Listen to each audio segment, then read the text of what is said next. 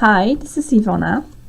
I recorded this video for the future participants of my workshops. To a workshop, remember to bring a computer with Lightroom and Photoshop installed. Some of the people ask me if they can use Adobe Camera Raw, and it's okay because it has the same sliders and it has the same tools, but if you can, please download Lightroom. This video will take you through a few tools I think you should know before we start. And let's just start. I won't be actually editing, I will be just showing you the tools. So here I got a cute photo of a cute baby. And I will show you a few things you need to know. First, we are in Lightroom right now, and you've got library here and develop, sorry. And here are the photos that are already in my Lightroom catalog. If I want new files to be added here, I need to click import in here. Just click it. And wait a second. And here it is.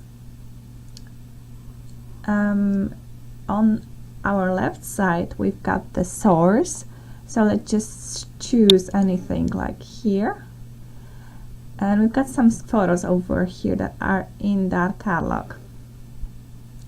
If you just want to add photos that are already on your disk, you can choose add, like in this case. But if you want to use Lightroom to download the photos from your memory card or from any external device, choose copy as DNG, copy or move. Let's just, for example, let's just choose copy. And here on the left side you can see the destination of your photos. So it usually creates folders with dates. It's very good if you are downloading your own files from your memory card, because it's very easy to find your photos if they are stored in catalogs with dates. But in this case it creates many folders with just one photo in it. So I've got a situation like this.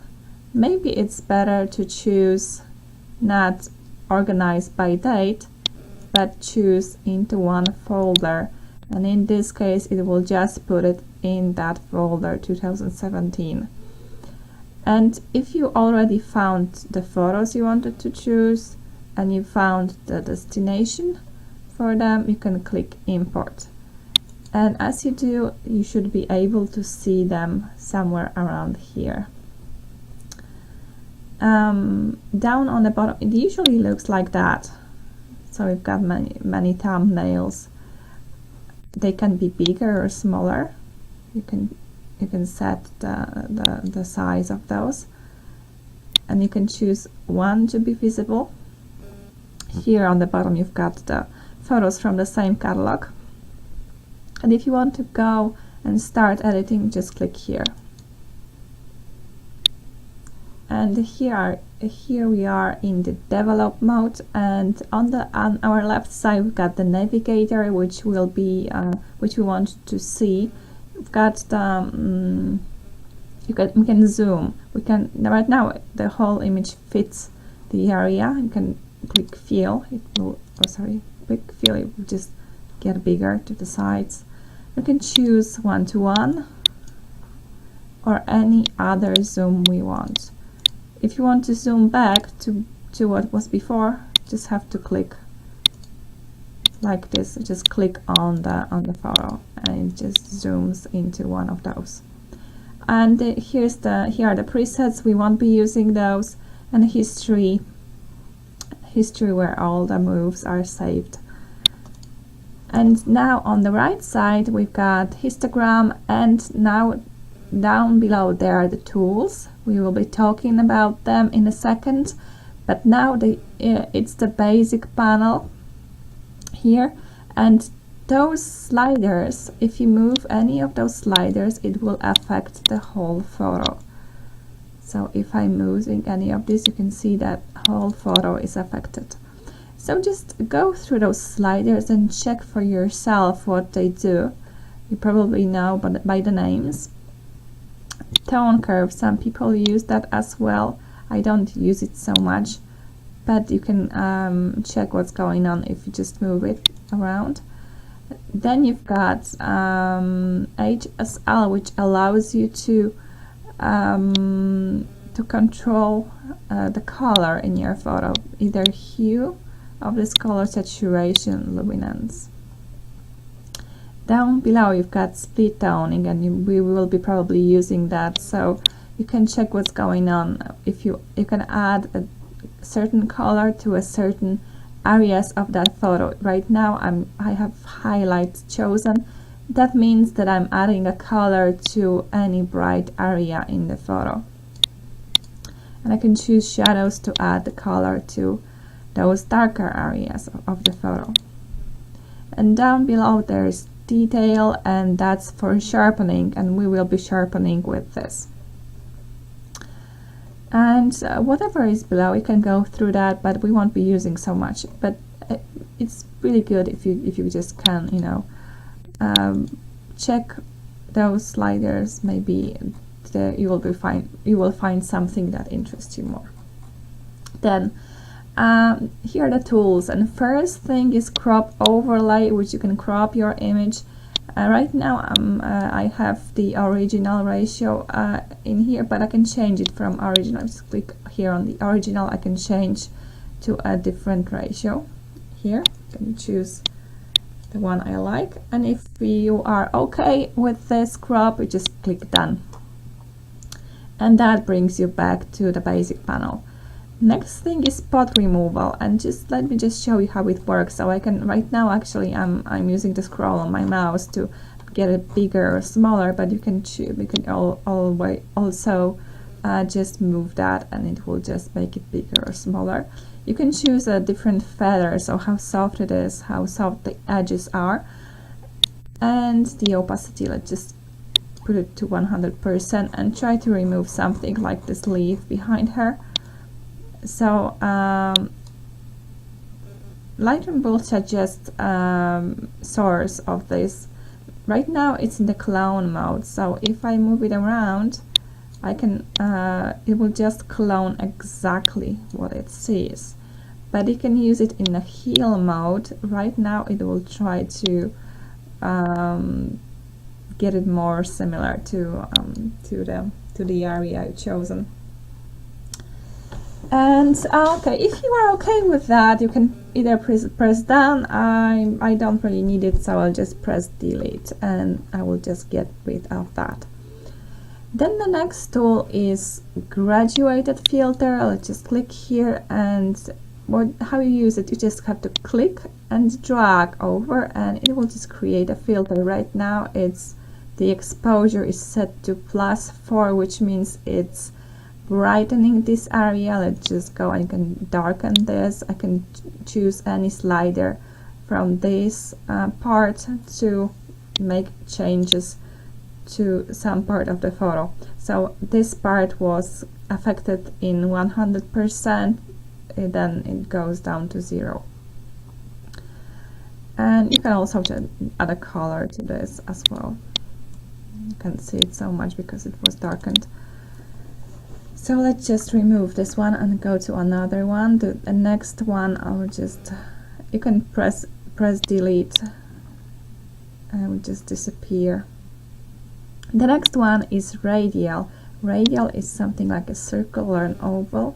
You just have to click and drag to draw it. And right now the middle of that circle is affected. And if I want the outside to be affected, I just have to click invert mask. Right now you can see that this stayed as it was, everything else was brightened up to +4. And I can move it around, as you can see, anytime I want.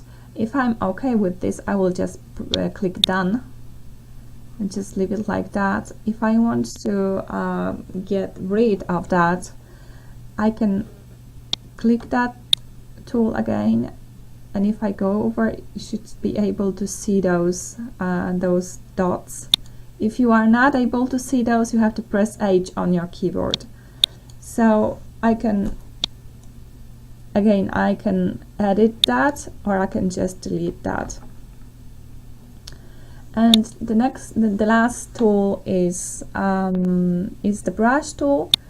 And so it creates a brush. You can change the size of it, you can change the feather, and also flow.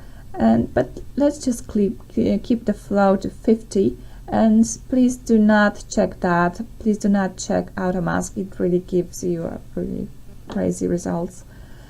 And now let's just paint something here. Let's just go down with the exposure, and we'll be just darkening this area very much. You can see as I'm painting, this area is being darkened. This is my new brush that I just created. Just move it around over here so we can see it.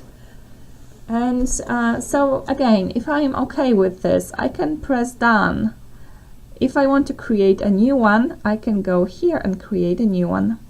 And if I'm not happy with this, I can either delete that, or I can choose erase.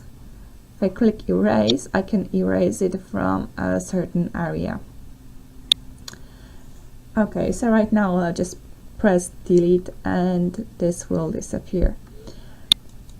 And that's it. Then those are the tools in Lightroom, and right now I'm going to take you to Photoshop to show you what you need to know over there. So to take a photo to Photoshop from Lightroom, right click on the photo and go to edit in Adobe Photoshop, and just click that.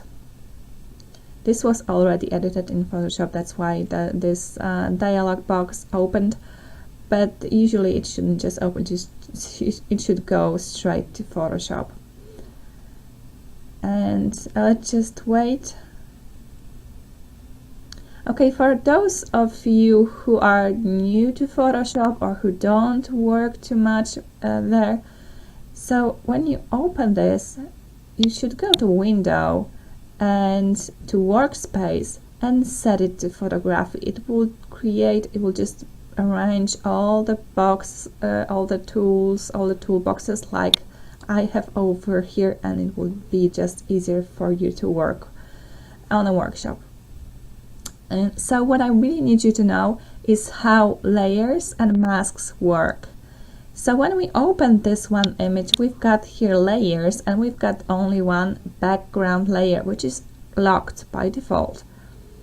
So if you want to create a new layer, you have to click here. This creates a new layer.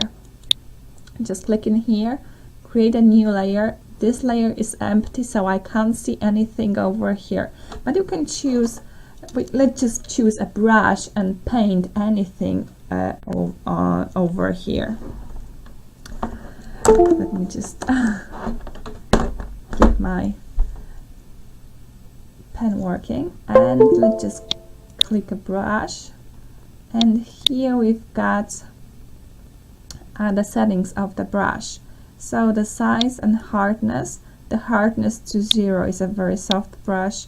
If you can change it even to 100%. Let's just leave it to, if I ever say we need a soft brush, that means the hardness should be to 0. Then we've got opacity and we've got flow, and usually we'll be just using flow. We will just changing flow. And right now I will try to paint something over here. You can see I'm painting something on the image, but it's all appearing here on the new layer, and that new layer I can make it invisible by clicking this eye icon. You can see how it's disappearing. I can also move that layer around if I use those arrows. Okay, this is the first thing. Okay, I'll just paint some more.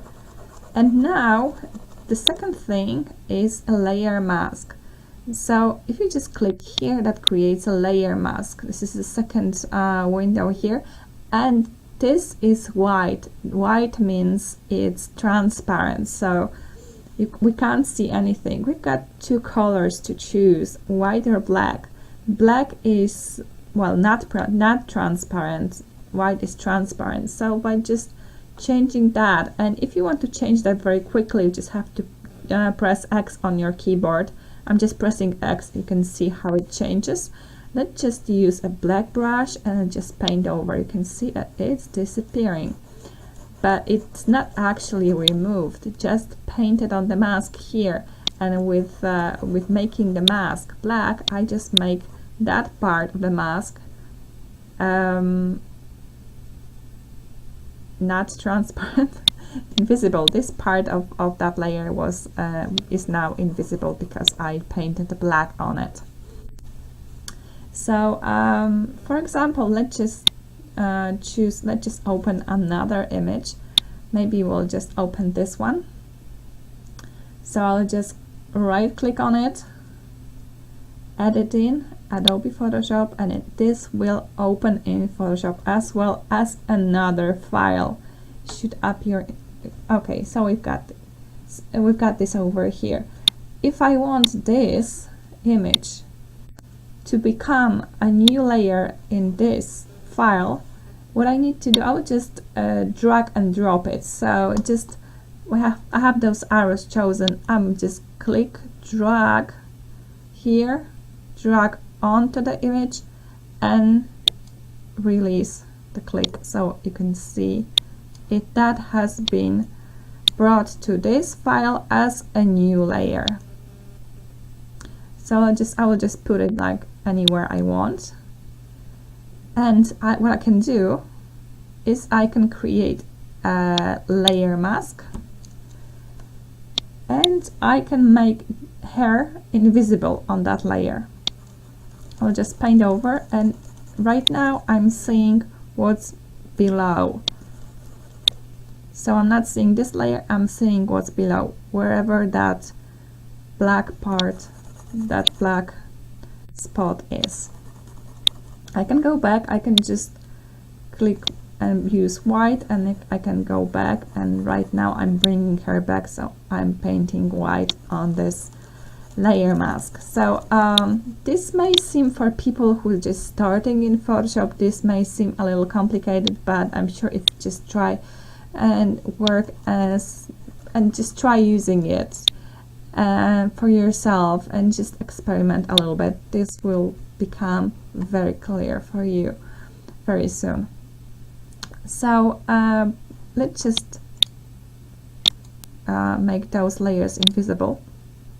Oh, and if you want to create a copy of your layer, because that's something that you also should know, you have to just press Ctrl+J. Ctrl+J creates a copy of a layer.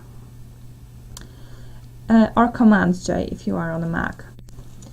And now I will show you a few tools. Like the first three tools, this one, and this one, are used for selecting areas. And right now I will just show you that on that lasso tool. You just have to draw around and just select an area on this. So I selected this area. So I can do this. I can move this area around. You can see how I'm moving this. I'm moving this on the same layer, so actually destroying this image by that. If I don't like that selection anymore, I can press Ctrl+D or Command-D. And so that will be sometimes used for different purposes. You may get familiar, and if you want to go like further into that tool, you have to go to select and mask. And right now, some area we can control how it was selected, and we'll be talking about that on the workshop if we need that tool. Just click Ctrl+D to deselect, And another tool is this is spot healing brush, which is very good for removing simple things. Let's just draw around, and I'll just remove this little piece of tree. You can remove things like that, stray hair or something like that with this. So maybe we'll be using that. This is also for removing. This is a patch tool, so with the patch tool you have to just choose an area, and then as we did in Lightroom, we just have to drag it and show the area that will be well, similar enough to cover that.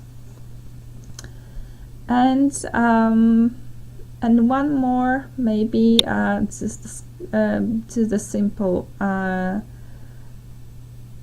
clone stamp. And to use clone stamp tool, first we need to choose the source. So we have to click Alt, and now with Alt I will just click anywhere, and right now it's just showing me the preview of what I will be copying. So, and then I have to just paint somewhere, and you can see how the source moves around and how I'm painting in the same area in a different spot. I will just click Ctrl+Z to take a step back. So if you want to take a step back, you have to go here and step backward. You can choose step backward, or we do clone stamp, so you can go like one step forward, or you can